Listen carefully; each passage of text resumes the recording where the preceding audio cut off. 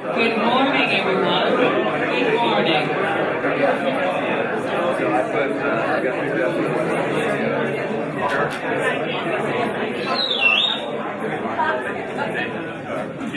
Dave Moore.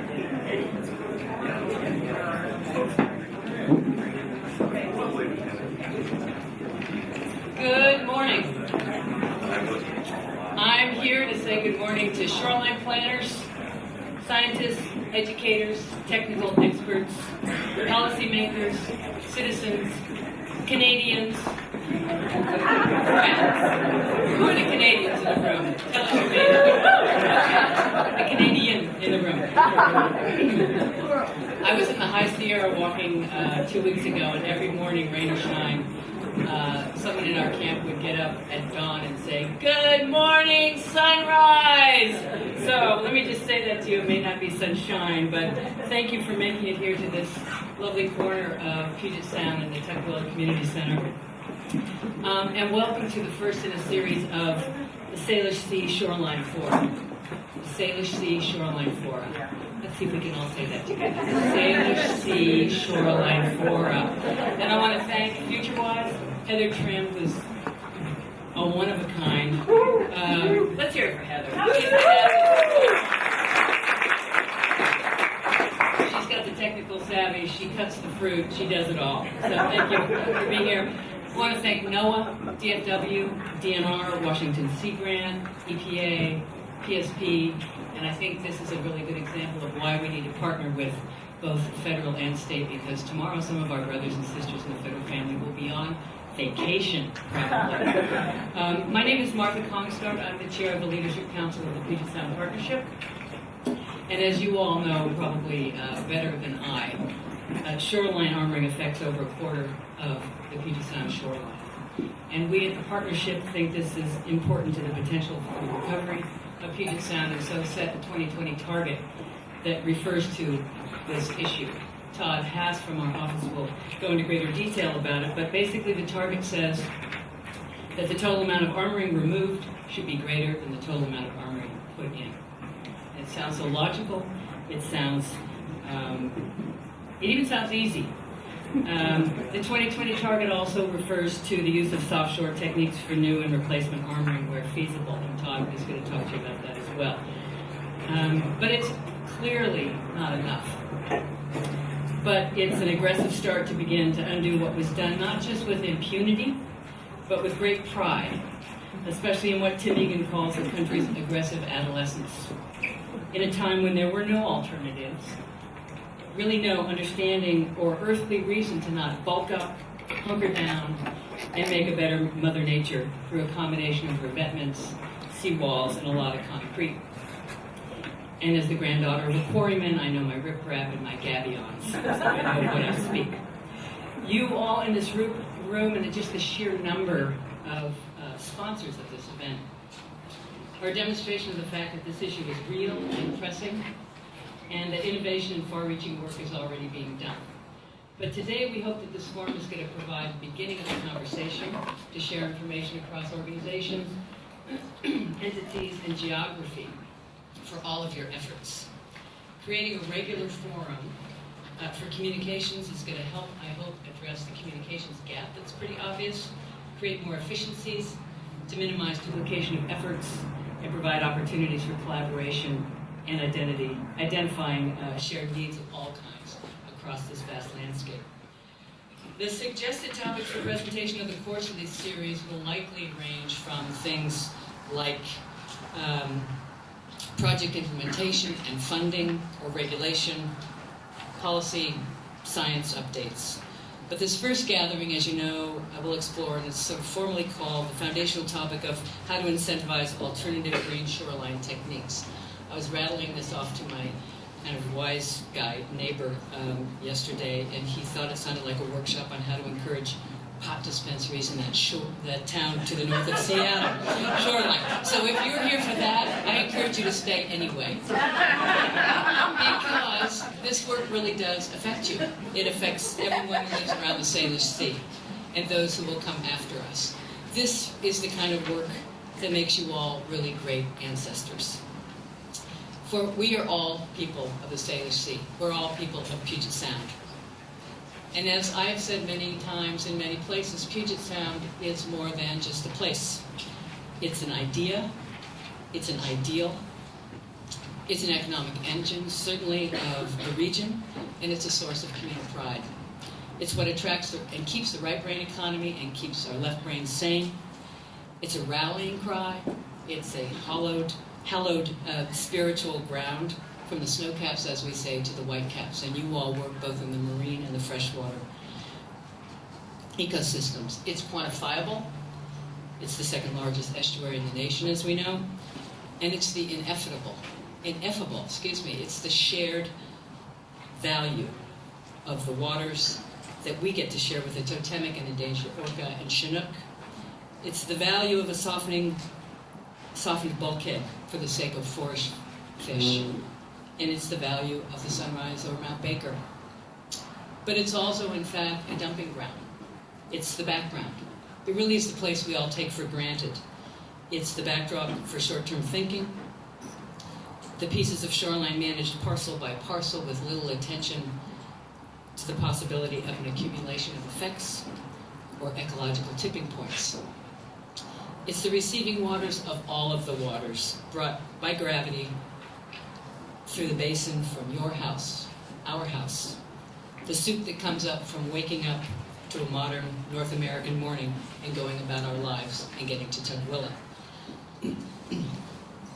It's the complex, it's the complicated, it's the difficult, and it's very hard in 2013 to figure out what the fix is, what the it is that will get it done, as we're all impatient to do. And there are the top 10 lists that we all know. Do this, don't do that, vote for her, buy that product. But it's science, it's policy, it's treaty rights, it's property rights, it's the public interest, it's the planet's interest, and the answer is, in fact, all of the above. But the one thing we all in this room know well is that as we negotiate through these challenges, the Salish Sea shoreline, a healthy coastal ecosystem, is centrally crucial to robust U.S. and Canadian economies, to a safe population, and to a sustainable quality of life for coastal residents. And that the region needs a coordinated, multi-jurisdictional body of work. Technically smart, politically powerful, well-funded, connected, with communication-savvy folks who are working toward a singular vision. And that's why we've begun these gatherings, organized around this large and singularly important topic. You'll see over the course of these four, and I hope you will all join us in all of them, that the issues will be tackled and considered at a very granular and practical level. Who's doing what? What are the key opportunities? What are the key barriers? What are the funding sources? Where are the gaps? How do we collaborate? What are the next steps? What's your telephone number? Some of you are the experts that are way down in the seaweed, as it were. You fill your day with characteristic sediment grain-size histograms of average epibenthic, I have to read this, invertebrate and fallout trap densities and taxa richness by site and year, and the ramifications of the FEMA buyout in floodplains, or the psychosocial struggle, usually by a well-meaning fish biologist, to convince a skeptical third-generation landowner to be the first in the bay to deep armor and expose their beloved family home to the vagaries of a rising sea. Trust me, said the biologist turned social worker psychiatrist, it'll be beautiful, we'll help you fund it, you will live long enough to see it completed, and your house will be safe. But you'll also fundamentally, in these fora, be talking about and be involved with something I think is much bigger than that parcel, whether it's the Powell Residential Triumph on Bay Bridge Island or the Sculpture Park Pocket Beach that was a great success, or the magnificently restored and recently opened after a decade Seahurst Park de-armoring, which I'm sure you all followed. It seems to me that in this room you are involved actually with nothing short of culture change, of attitude adjustments, a regional rethinking of a properly stuck proposition about how we treat our shorelines, to how we treasure and reprioritize this crucial ecosystem service, this disproportionately essential ribbon of productivity and protection that so many of us call home, animals and humans alike. The Puget Sound Partnership, as you know, has the architecture and I think a plan that is very, very good, and it may be the best in the nation. Created by the region and honed through the sieve of science and civic debate. But it's only going to be as good as it can be with the pushing and the on-the-ground expertise, patience, innovation, backbone, collaboration, and optimism and partnership of everyone in this room. You, the people of the Salish Sea, this geographer's delight. So I want to thank you, and I want to cheer you on. And in fact, it's way too early in the morning for me to tell you this, but a couple of weeks ago I was the MC somewhere and showed up in my 9th grade cheerleading outfit because this group needed a lot of sort of cheering, and I am not going to do that to you. I did fit, people were amazed, but then I said, you know, that was 9th grade, and how horrifying is it that a 15-year-old should have a 58-year-old's body? But I didn't bring it here, but I just want to cheer you on and tip my hat to you who are working in this field. This is long-haul work. It took 150 years for us to get to this point, and it's not slowing down. So we have to be aggressive, we have to be hopeful, and smarter than we used to be, which I know we are. Some of us are joining this meeting electronically. You may not know that, but they are. And so we're going to do a little experiment. If I can find my telephone, which is right here. Actually, we're going to ask you to take out your telephone. Go ahead, look something up. I want to see if this is working. So what we're going to do is I'm going to ask you a question, and you're going to text me back the response, if you wouldn't mind. And some of you know how to do this if you go to your text messaging. And what we're going to ask you to do, and they will put up a slide to help along with this. I want you to text me. Is it? This is, okay, so... Oh, this is it. No, we did the next one. This is, we can explain how to do So this. we're going to text 806630, that's the code, and you're going to send it to 22333. So if you put 22333 in your mail U2 line, do you know what I mean? And then the question is, what's your favorite Salish Sea animal? So you will put the address up, 22333, put the code 806630, and then answer. So for example, if your favorite animal is an orca. Does anybody need a phone? Does everybody understand how this works? Okay, are we all in the text message box? You're going to open it up, and in the 2, you're going to, the address is 22333. 22333. And in the text message line, put in the code, which you have, 806633, and there you have it. And you put a space after 806. And put a space after the text code. Lovely. So we don't know if it's you in the room or the people online. So there we have wolf, eel, sea otter, octopus, nudibranch, giant octopus, harbor seal. All right, are we all tracking with this? And you can see your a spiny lump sucker. I like that. Who's going to cop to this?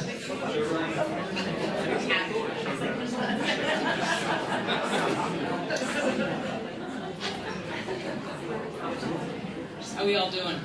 Because we're going to ask you another question. Ready? Are we ready for the next question? Sure. Okay. The next question is, where are you from? And again, it's the same address, and the code, I gather, if you're from one of these places, you type this in, is that right? Exactly. Okay. So tell us where you're coming from. North Sound, South Sound, Central Sound, West Sound, straight to Georgia. No, this is just the number that's up today. So in this one, you don't have to put any other code other than where you're from. Can y'all see that over here? We are other.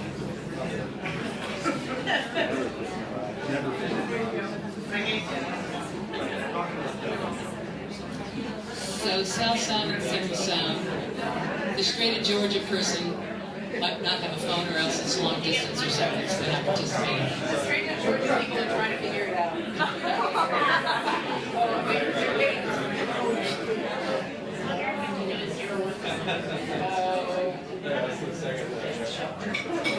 Are we all weighed in here? Let's see if I get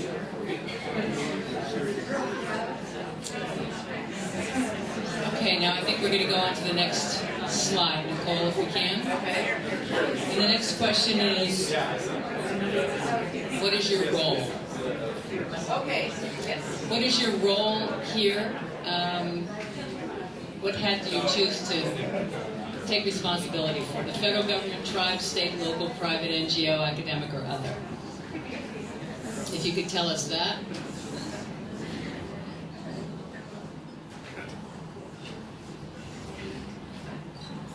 I don't know if you all can see that.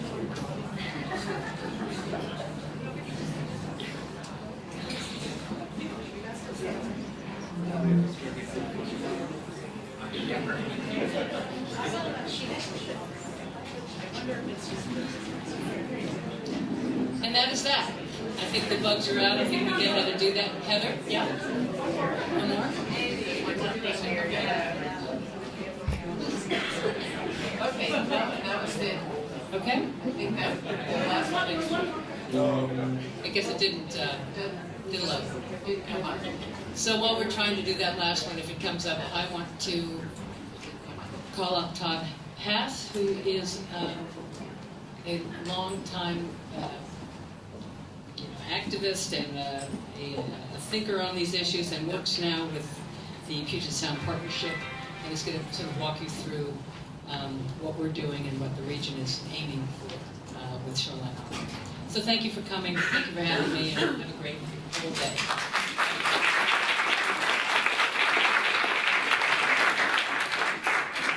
Thank you, Martha.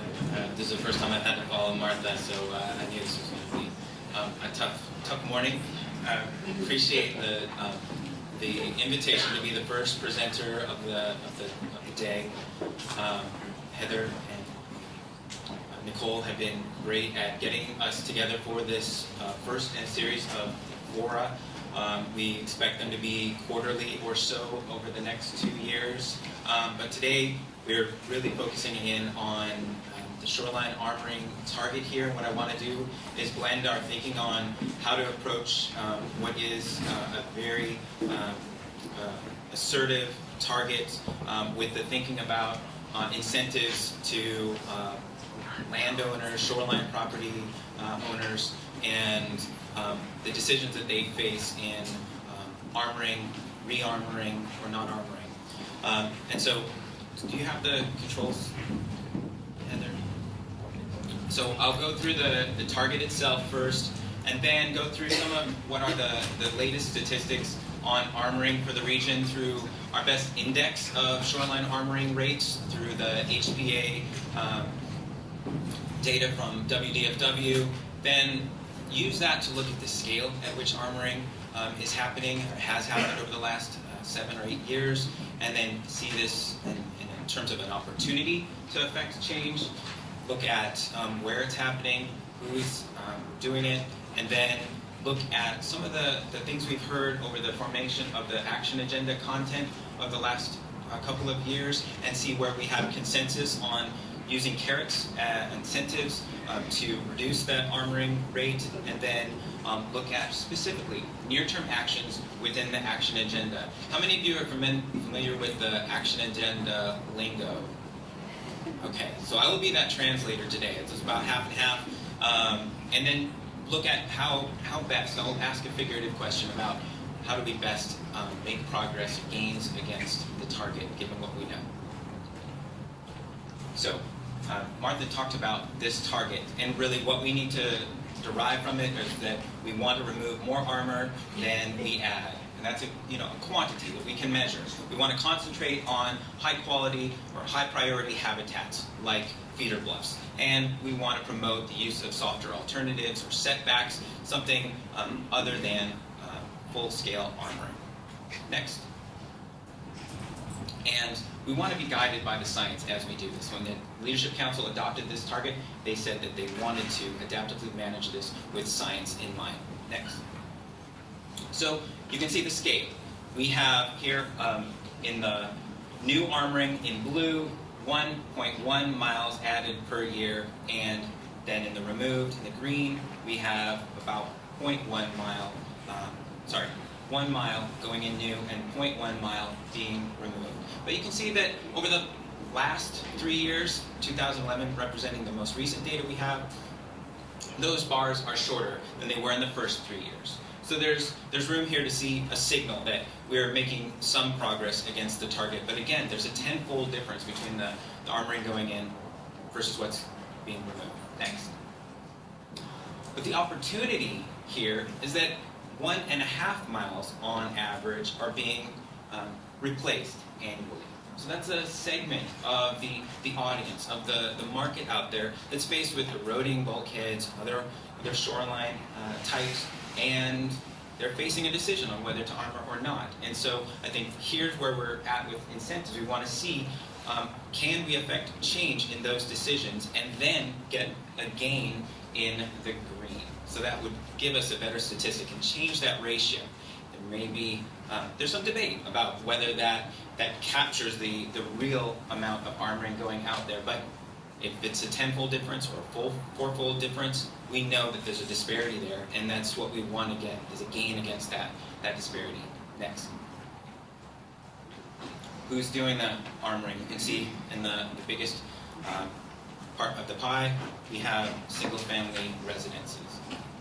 Next. Where is it happening? This breaks it down in terms of the percentage by county. And so the hotter colors are those counties in which the rates are the highest. And this is a few years old, and so those dynamics have changed a little bit. I think now Kitsap might be at a lower rate than it had been. But again, where do we focus our attention? That's why we want the local feedback. We want the back and forth today as to where should we aim our strategies next. If we go to the Puget Sound Partnership's website and draw on the report card for shoreline armoring, you'll get this set of 9 or so strategies that are outlined. It misses a few on the right there that are also associated with it. The next. What I want to do today is just highlight a few of the ones that the partnership owns, the near-term actions in the action agenda where we have some ownership or some guiding direction, an obligation to help guide our efforts regionally. And the first one is the near-term action B2.3.1. And that's to promote homeowner incentives for landward setback. This was a loud and clear signal that we got in the formation of the action agenda that we wanted to find carrots out there for landowners to switch to alternatives. And so the partnership and Sea Grant have wanted to support something like this, and we're so excited that it's come about as this forum to promote the implementation of recommendations. So we hope to derive ultimately from conversations like this recommendations for where to invest. Similarly, the Marine and Nearshore Lead Organization that invests the recovery money from EPA is going to invest in incentives to forego armoring. So that's a coordinated effort across the Sound to show investments where we can reduce shoreline armoring. The D6.1, and you'll hear more about that in the talk coming up. D6.11, that's another partnership-led effort. Dave Ward will talk more about that. In order to coordinate, what are the social marketing techniques as the Marine and Nearshore adopts their own efforts? Where can we invest to change behaviors? And then lastly, the ECB, the Ecosystem Coordination Board, one of the groups that the partnership seeks advice from, their regulatory subcommittee will look at tax-based incentives to promote shoreline armoring alternatives. Next. So what you've seen today through the handouts are the various types of incentives. You know it's a long list. It can be divided into financial, non-financial. The ones that are existing, pre-existing, ongoing funds and taxes, awards, those that are tax-related, non-financial, performance-based, regulatory, and other. It's too comprehensive to really go through individually right now. So what we'll do is see some examples in short order. Next.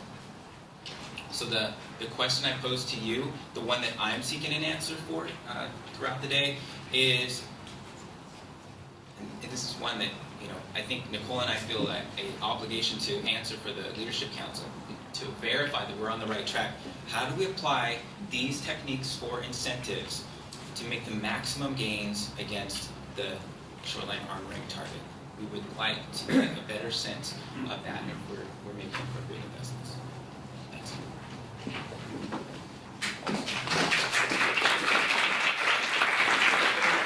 Thank you, Ty. Good. Okay. So I'm Nicole Fagan with Washington Sea Grant. Heather and I are the masterminds about pulling all of this together, and also Franzi in the back. I want to give her credit because she really did the bulk of the logistics. So thank you, Franzi, for all of your help. We are going to now go into a series of, that was just sort of a framework of it, and now we're going to go into a series of various examples of types of incentives that people are doing. So we're picking some things from around the Sound to show you and have you present to each other so that this starts this dialogue. And what we wanted to start first with is background work that was going on first with Lake Washington, Lake Sammamish, with the Green Shorelines work, and then also the Green Shores for Homes program as one example of incentive style work that's going on. So with that, I'm going to invite up Maggie Glowacki from the City of Seattle and Susan Key. There you are, San Juan County. And Maggie's been working on the Green Shorelines effort since 2008, and Susan is part of the Green Shores for Homes program. Both are working on the Green Shores for Homes program that Susan will describe. Wait, I'm sorry, I jumped the gun. This is for the next presentation, but I think that's all.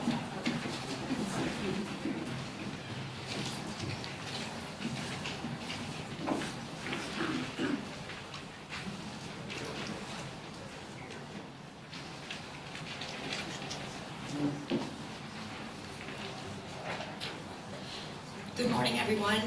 It's good to see so many people here to talk about a really great subject and to bring minds together to come up with better ideas to move getting green shorelines on our, all of our shores, including marine and freshwater shorelines. So I'm going to talk about a project that I'm working on. It's called the intent of the project. It's a pilot program to help improve shoreline stability in Lake Washington and in San Juan County and up north in British Columbia. So this program is funded by an EPA grant from the Puget Sound Watershed Management Assistant Program. And we were awarded the grant in 2010, and it's a 4-year program. And it's a collaborative effort. Next slide, Nicole, sorry. I don't know, I'm advancing mine here. So it's targeted on both the freshwater and the marine shoreline environment. So the program involves the City of Seattle, San Juan County, and Island Trust, which is the Gulf Islands of British Columbia, and Washington Sea Grant is helping us coordinate this whole project. So Nicole has been instrumental in helping us move all of the moving pieces forward. So some background on why we're doing this. We heard a little bit earlier from Todd and Martha as far as what's the issue and why we're focused on it. So in Lake Washington, 70% of the shoreline is armored. We've got Chinook salmon listed under the Endangered Species Act, and we've got Raya 8 salmon recovery planning going on, as well as the Shoreline Master Program update for 13 jurisdictions around Lake Washington.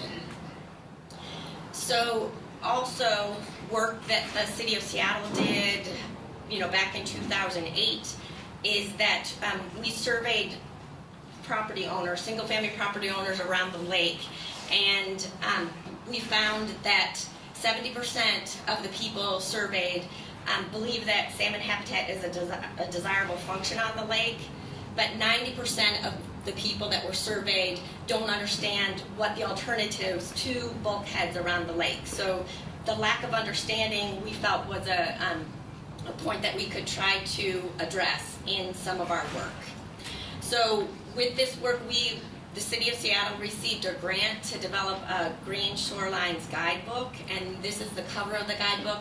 And this was the initial step to kind of get information out there to the general public and family owners, or as far as what alternatives are, do exist, so that you don't have to build a bulkhead, or when you're replacing your bulkhead, what can you do?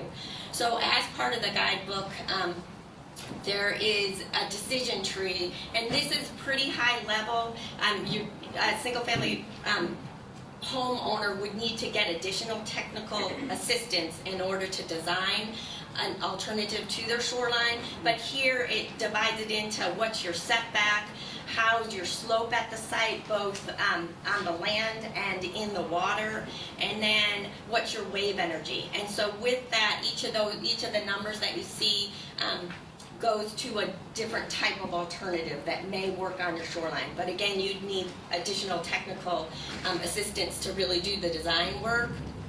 And then also, so this is the work that was going on in the City of Seattle and in the Lake Washington area.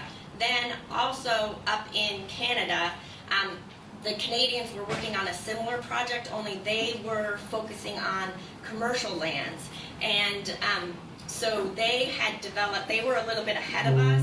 So next slide, or 2 slides now, sorry.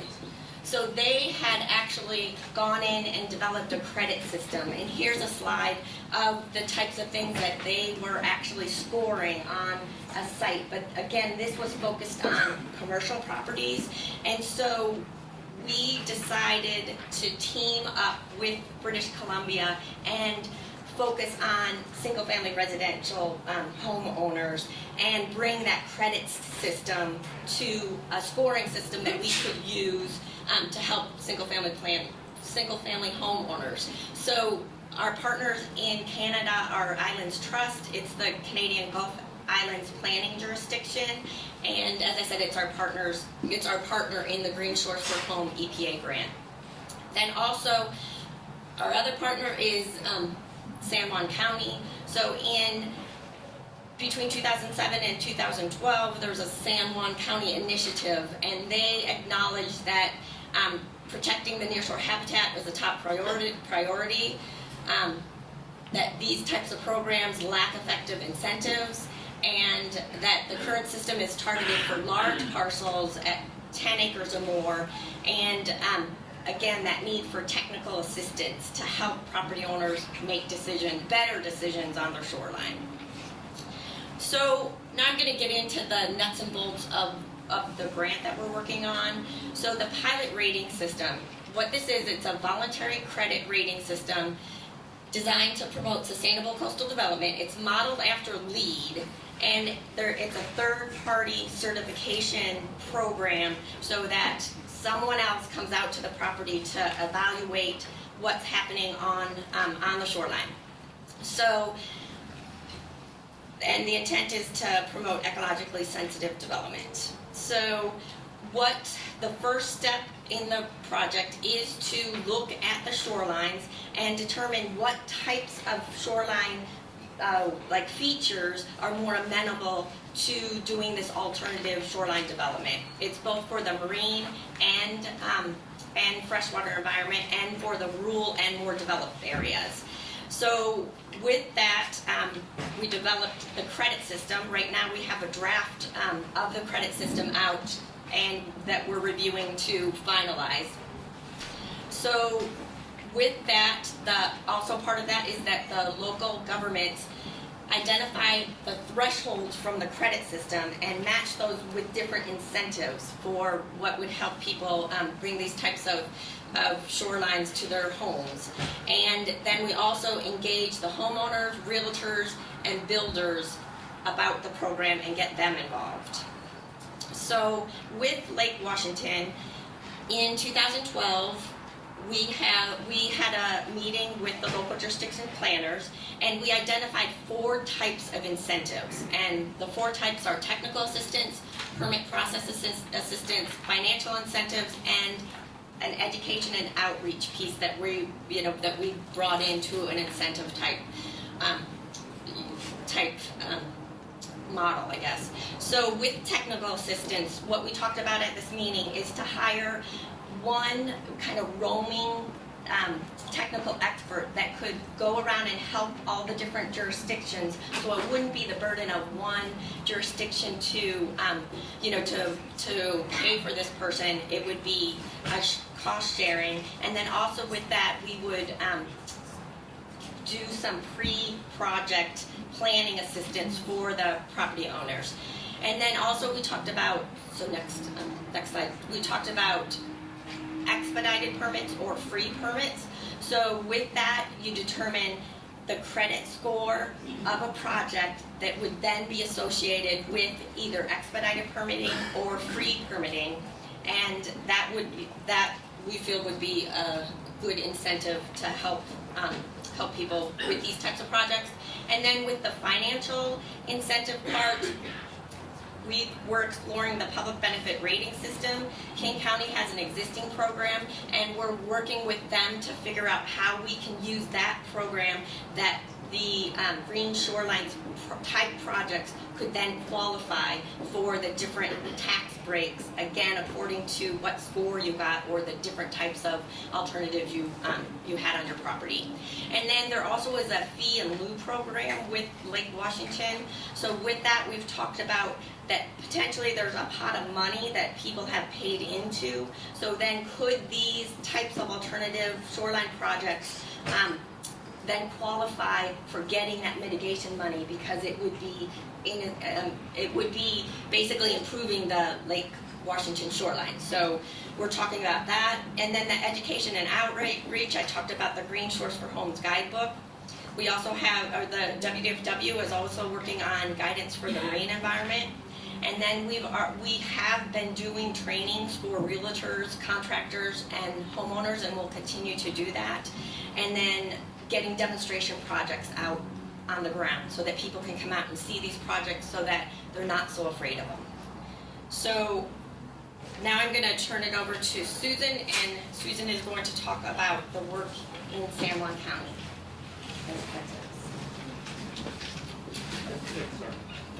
So it's great to see everyone here today.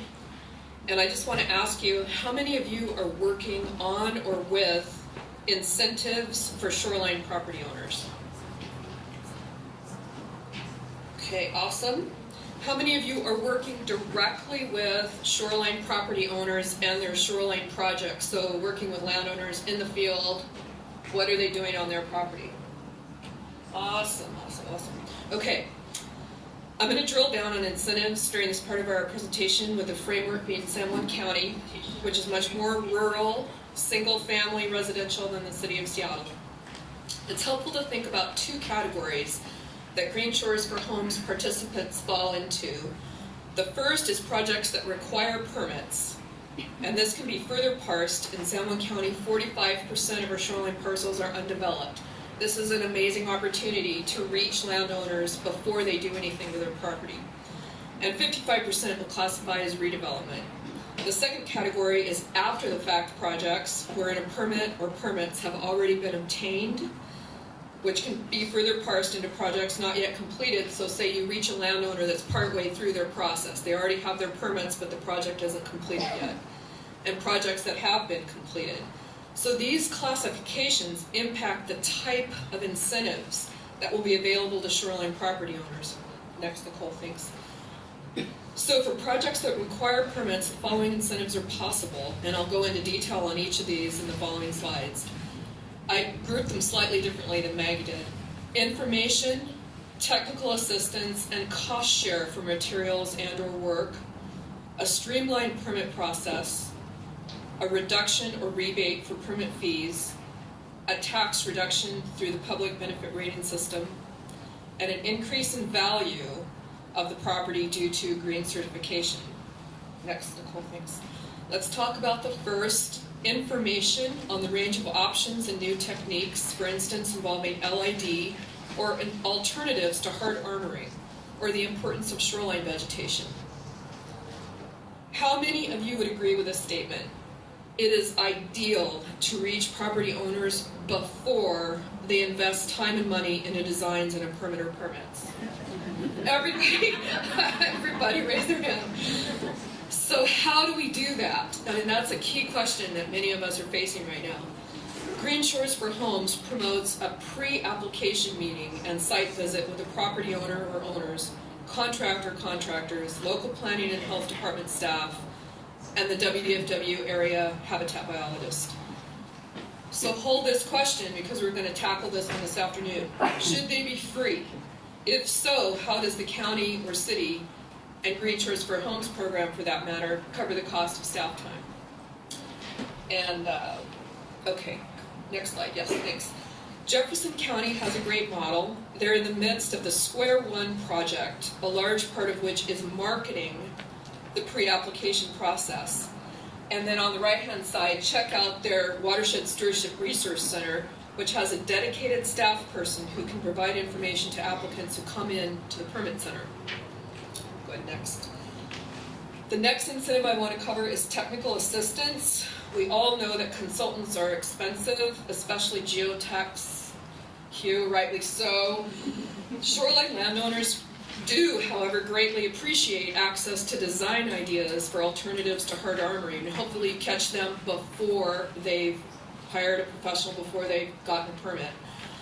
That's the point, to get them ideas for alternatives to hard armoring and for low impact development, among other topics. Green Shores for Homes promotes an initial site assessment, preserving the drainage and native vegetation that's part of the site. This is so key. Treating and infiltrating runoff, among other green approaches. Next slide. Shoreline property owners also appreciate help covering the direct costs of removing hard armoring and restoring their shorelines, such as creosote removal, the installation of large woody debris, and shoreline vegetation plant starts. Next. For low impact development, cost share can help with native plant starts, soil amendments, and drainage materials such as splash blocks, gravel, tightline, and perforated pipes. Next. For projects that require permits, applicants would receive one or both of the following: a streamlined permit process and/or reduced permit fees. The reasoning is that Green Shores for Homes is front-loaded with planning and incorporates a green approach. Therefore, the permit process will take less county staff time. I'm doing Green Shores for Homes as half of my job, and I'm doing improving permit process as another half. And as part of that other half, our county staff really wants to see everybody. We're debating, do we require this in our code, in our S&P update? And the county council has backed off from requiring it, but the language is going to be extremely strong. Get in, talk to people before you get your permit.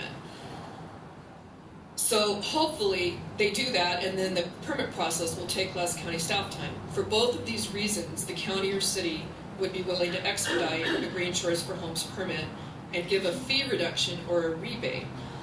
The difference: fee reductions, there's no control over whether the project is actually constructed according to plan. Rebates deal with this concern because they would be given after a post-construction inspection and verification. So that's kind of an important fine point. Next slide. The benefits of these incentives are less aggravation for the applicant and a time savings while they're going through the permit process, and savings in county staff time that translate to cost savings and less aggravation for county staff or city staff. Next. So let's return to what I think is one of the most important points that we all agree on: reaching shoreline property owners before they invest time and money into design and permits. How do we do that? Ask yourself, who is on the front lines? Who do property owners go to first? Right now it's not the county, at least in San Juan. Maybe it is in Jefferson, but we're not there yet. So typically in the San Juans, they contact permit consultants, realtors, and contractors, construction, excavation, landscaping, well drillers for undeveloped parcels. Next.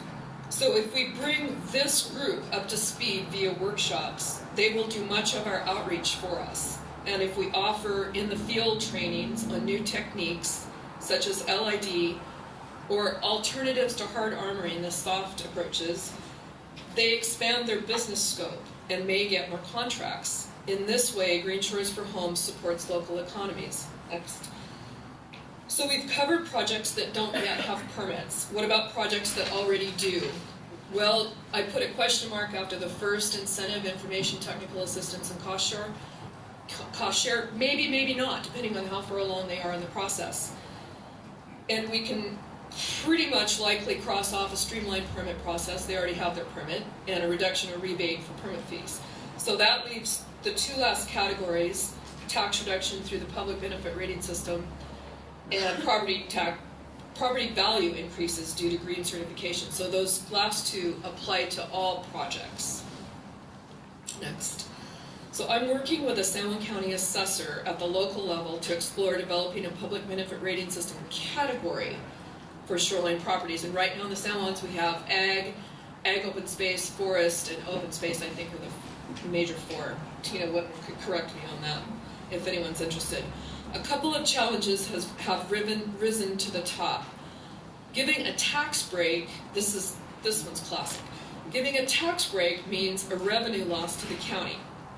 This loss is spread out among all other properties. So some folks are saying, why should my taxes increase so wealthy shoreline property owners get to remove an old bulkhead and landscape their shoreline with native vegetation? So that's a question. Secondly, in order to add a public benefit rating system category, the county must open up the whole system, which might have unintended consequences, such as the whole system being thrown out. So we don't have one in San Juan County anymore. So shoreline property owners really do like the idea of saving money on their taxes when they do the right thing. So this is one of those areas where we really need support at the regional level. As Todd House was mentioning, Action 1.3.1 is forming a work group that's looking at tax-based incentives, and hallelujah, because my assessor would love it if we did that. So next, I've saved my favorite incentive for last. Ben Kaufman of Greenworks Realty in Seattle co-authored a paper, and the title is in blue, Assessing the Market Impacts of Third-Party Certification on Residential Properties, which shows that properties with any type of green certification, LEED, Built Green, or Green Shores for Homes, sell for more. Similar studies have been done showing an increased range of 7 to 18%.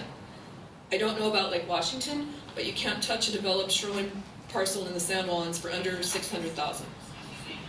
Split the difference of the percentage increase and you get 12.5%, which equals an increase of $75,000 to the value of that $600,000 property for a Green Shores for Homes certification.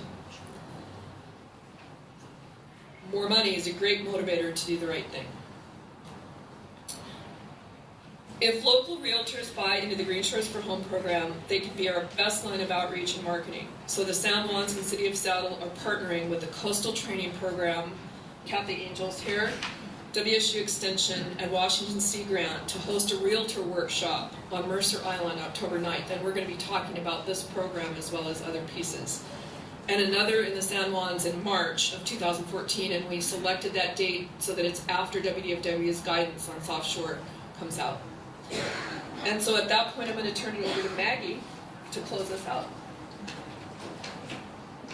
So Nicole, if you could just flip to the last slide, and we're just going to end with a quote here, and this is from the Maryland Law Review from 1998. In the next century, the majority of Americans' tidal shorelines could be replaced by a wall, not because anyone decided that this should happen, but because no one decided that it should not.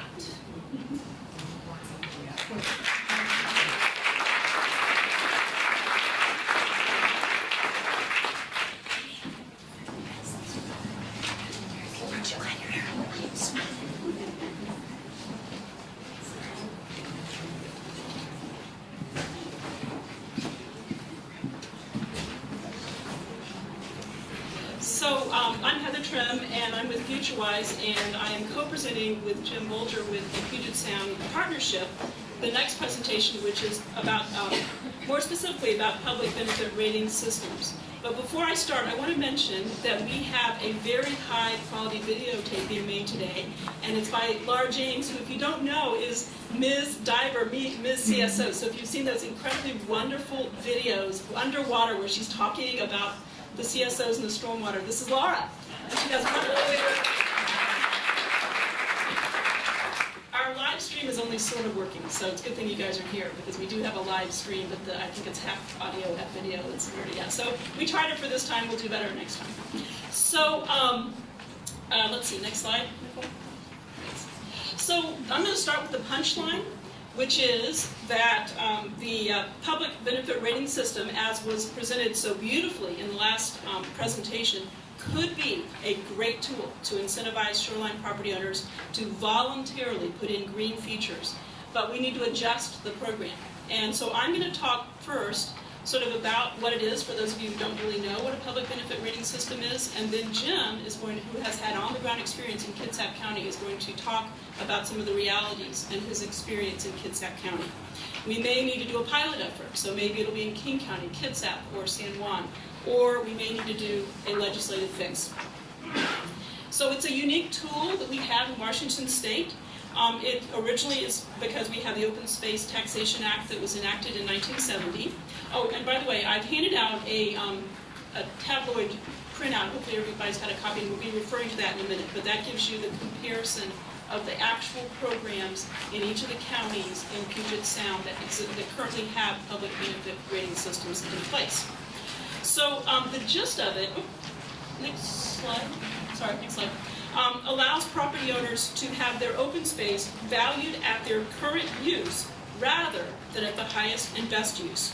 And open space is very broadly defined in the Act, which is very handy. So it includes views and recreation, protecting streams and habitat conservation. So it does have room for us to include a lot of the shoreline values that we're talking about today, which is not just armoring, it's the whole 200-foot shoreline jurisdiction. All different types of features. Next slide. So the way it works is that a county can adopt a public benefit rating system, and that is replaces essentially the open space for their local jurisdiction, and they can customize it for their community values. And so what they do is they develop criteria, and that governs the eligibility of each proposed parcel. So if you look on the handout, you'll see the little the points that are given, and those are the criteria that have been voted on and adopted in each of the counties. And you'll see they're different. There's a lot of similarities, but you'll see there's specific differences. For example, in King County, equestrian trails and trail connectors get a lot of extra points. When the program was put in King County, that was a high value. Still is a high value. The way it works is that a landowner applies, it goes through staff review. There's a public process, which is a little different if it's in a city or a county, but it's a well-defined process. And there's a public hearing in the sense that it's, people can come and make comment. And then there's a formal approval. The following year, the assessed value is then is reduced for that part of their land, resulting in a tax reduction, and this is managed by the county assessor's office. Next slide. So I'm going to go through 3 examples to give you on-the-ground dollar amounts. So the first example is a property in Thurston County where 15 acres of the total 16-acre site, so the 1 acre around the home was excluded, but the 15 additional acres were put into the program, and that resulted, I'm trying to show you these really different dollar amounts, so kind of pay attention. So this is 15 acres, and they're going to spend $2,004 on their annual taxes for that part of their property versus $2,041.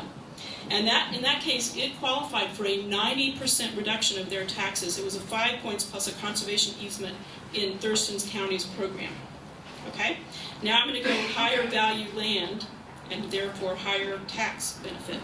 So the next example is Vashon. This is actually a shoreline property. You can see the bluff off the bottom there. And this is 3.83 acres that are put into the program here. You can see that the area around the home, which is 0.77 acres, and another little spot, I think it was a gazebo, were not included. And in this case, instead of paying $1,678 on their annual tax for that land, the 3.883 acres, they're going to pay $694, and that was they qualified for a 50% reduction. It was 10 points in the King County system that applied to that land. Now here's the big ticket item. Okay, so Magnolia, this is near Discovery Park. And you can see, this is a property that worked with Earth Corps, and they've done restoration. So the photo you can see is actually a lot of restoration still in progress, and you can see the photo up here of a little, once the plantings have gone in. But what they did is they did restoration of a large piece of their area, their property. So, but notice it's only 0.65 acres, and I'm going to now do the punchline, which is, wow, how much money they're saving. So because it's high value land, for that area, they are going to only pay $23.42 versus $55 for their annual tax bill, and that was only a 60% reduction, 15 points on King County. They might have been able to, do other things and get more points. What happened? If you can hit next, you'll see the dollar amount. Sorry, I'm going fast on my computers. You're doing great. Okay, next. So in Puget Sound, and this is what you see on the handout that I gave you, there are 9 of the 12 counties that have existing public benefit rating systems. And so the challenges in some of the existing systems are, many of them require a 5-acre minimum. So for a shoreline property, that's a challenge. There's an emphasis in the way the program is done on square foot. So if you're only taking out a bulkhead, that's not a lot of square foot. So we do need to figure out how to deal with that. And a lot of the counties do require a public access requirement. And so that's a challenge as well, or some of the counties. And to make the change, we're going to need to deal with, as was pointed out in the last presentation, deal with bonus points, how do we frame it. We may potentially need to do a pilot. And we also have the issue of the tax shift political issue. And I'm now going to turn it over to Jim, who's going to talk about Kitsap County.